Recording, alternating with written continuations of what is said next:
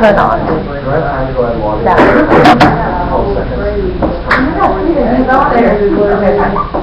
I know.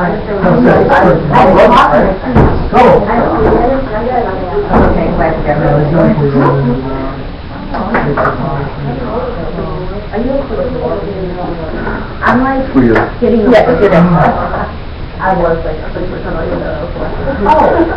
which reminds me. Unless your name's not Michael, and then I have to but I hope it is. I've been doing something else.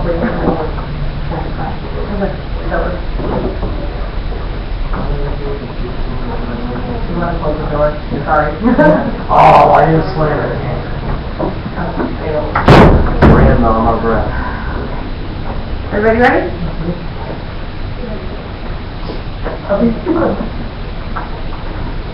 Marxism, socialism, and communism are all primarily vulgar words, whereas in the Western world, and particularly in the United States. However, the failures of the leftist movement in the 20th century do not necessarily have anything to say about the validity of Karl Marx's historical perspective. The historical Marxist theory claims that every action in modern human society is explainable through the forces of production. Marxism and the literature surrounding social philosophy is dense and difficult to understand, and for that reason often it's difficult to be accessible to the average person.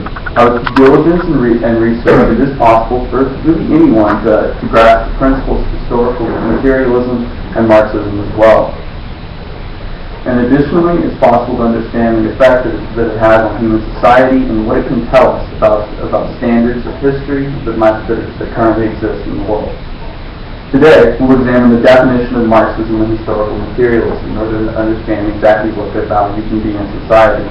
Next, we'll examine a case study regarding the specific application of historical materialism and the way the forces of production influence the world around us. And additionally, we're going to discuss the value of Marx's historical perspective. And once we've done that, we'll understand that Karl Marx's theory of historical materialism provides an essential causative perspective on events that change human civilization. Now, looking to define Marxism and historical materialism in some way that's easy to understand. For a brief description of Marxism, you can look to Helmut Fleischer's 1973 monograph. Marx's theory essentially boils down to three key principles, which I have listed up here. First and foremost, friction between social classes eventually will lead to a brutal form of dictatorship. However, continued friction with the perpetual forces of labor and production will ultimately create a classless utopian society. That's the Marxist theory. Now, turning to define historical materialism, we can actually look to Marx himself, and he said in his 1883 writing called Capital. We can view over in the right column that Marx said that human history is not defined by philosophy, politics, religion, or things like that. Those are merely the product of what man thinks about the forces of production and the socio-economic factors around him. So in this way, we understand that historical materialism views the root cause of all action in human society to be based on production. In essence, economics influences history in a way that politics, religion, and philosophy really cannot.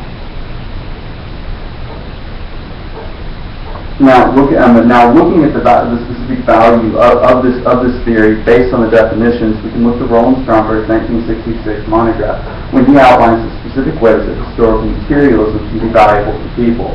Stromberg suggests that through viewing the world as a superstructure of economic forces, it's actually possible to free ourselves from the forces of labor and production. And so in this way, we create not a kingdom of necessity, but a kingdom of freedom instead. Now, to prove my thesis, a case study is necessary, and for this we can look to World War I. Now, during World War I, it was a mercurial time for Marxism itself, but more importantly, it's the perfect example of the way the Western world views history and the way that Marx's historical perspective has something different to offer us. For this, we can call upon William Tubbs, who outlines in his 2007 book Against Capitalism the realities and myths surrounding World War I from the Marxist perspective. Now, most of us in here understand the basic beginnings of World War I. We recognize that there's the assassination of Archduke Franz Ferdinand in 1914, and that was followed by a system of conflicting treaties, which ultimately sent the world into the cataclysm that was World War I. Now, the Marxist historical perspective has something different to say about this. And there are a couple of reasons for this. First and foremost, treaties were as old as civilization itself. Ever since man began to organize himself into real society, they always made mutualistic treaties between cultures. Additionally, and particularly in the years leading up to World War I, political assassination was prevalent in these. So what made this one different? What made this set of treaties different, and what made this assassination different? And for that, we can look to the economic forces surrounding it. Now, looking again to Pell's historical discussion, we can basically boil down the historical materialistic causes of World War I to three key things, which we have listed up here. First and foremost, the burgeoning military-industrial complex ultimately made war not just a possibility, but an inevitability. The forces of private industry and the growth of the militaries in Western capitalist society ultimately made war not just in the interest of the government themselves, but also in the industries which powered the economy. Second, the oppressive colonial powers such as the UK, France, Spain, and Germany had completed dividing out the rest of the world over the last 500 years. You've seen in the 15th century, you've seen the West move into the New World, divide and colonize that. Once that was done, you saw this arbitrary division of Africa, and then finally the division of the Middle East as well.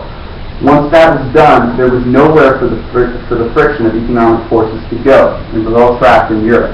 And it's for that reason that we see that war was not just a possibility, but an inevitability.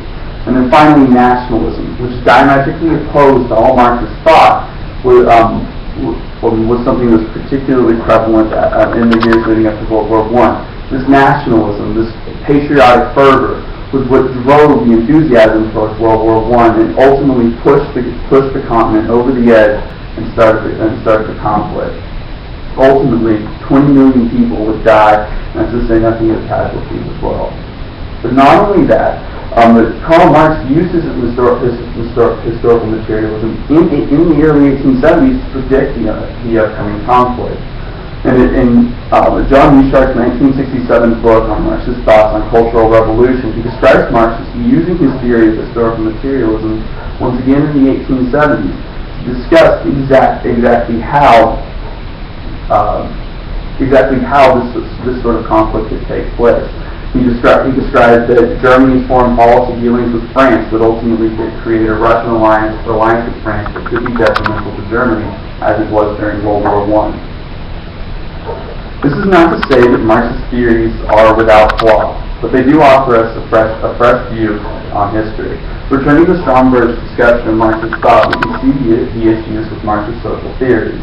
The revolutions that Marx predicted would happen in the 19th century never really panned out, and the theory itself has been revised several times, and particularly the ones pertaining to his theories pertaining to social revolution are almost unrecognizable now.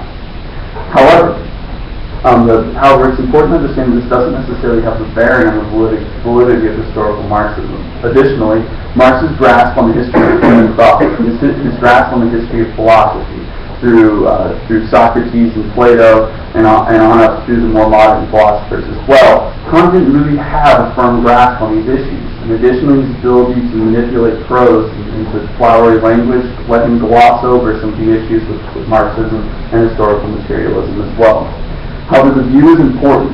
It's useful in almost every single historical discussion, not just World War I. Historical materialism does things like refer to the Great Depression as the Great Capitalist Crisis, and it goes a long way in explaining the United States' economic dealings with the Third World and developing nations during the 20th century. Historical materialism is most importantly a fresh view that looks at capitalism and socialism and communism in the same light. When the history teacher in the West, in Europe and in the United States, discusses communism, it uses a fine-tooth comb with historical materialism. However, capitalism is not held to the same standard in most Western classrooms. In closing, it's clear that historical materialism is an important perspective on human history, and it has something to offer every free-thinking person. Through examining Marxism and historical materialism, by observing the case study of World War I, and by looking closely at what this theory has to offer Western thought, it is possible to grant relevance to this undervalued idea. While Marx and his theories are mostly taboo in Western culture, that does not mean that the perspective of historical materialism is without merit. Accepting the capitalist interpretation of history hinders open discussion of the value of Western thought.